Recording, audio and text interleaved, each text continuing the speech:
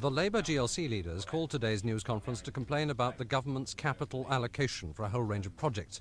Mr Livingstone's men asked for £75 million and got under 10. Already they're having to rethink cherished projects like the conversion of this disused electronics factory in Battersea, which would have cost £1 million and provided jobs in a hard-pressed area. But the GLC leaders' reaction to their financial plight was quite unexpected. Journalists were told that if MPs don't support them in their campaign for more money, there will be positive victimisation in the constituencies. What we're saying basically is that we are now going to introduce a policy of positive political victimisation, because consistently for 2 years now we've been victimised as an administration.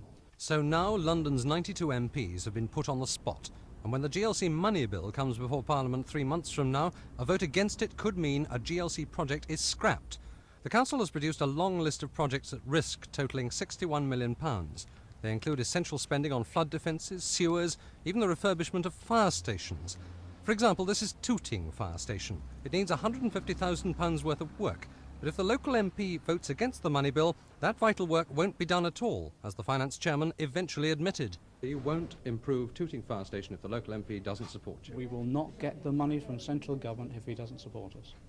In the midst of these announcements, and by bizarre coincidence, fire engines were already rushing to County Hall to fight a blaze that had broken out 1 floor above.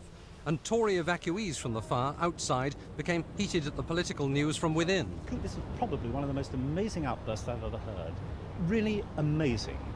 Because it's, here come the bully boys. It's a case of, if you don't vote for our policies, all our policies, because remember the Act that goes to Parliament encompasses all the GLC policies. If you don't vote for our policies, we kick your head in. But Ken Livingstone is still determined to carry out his new policy.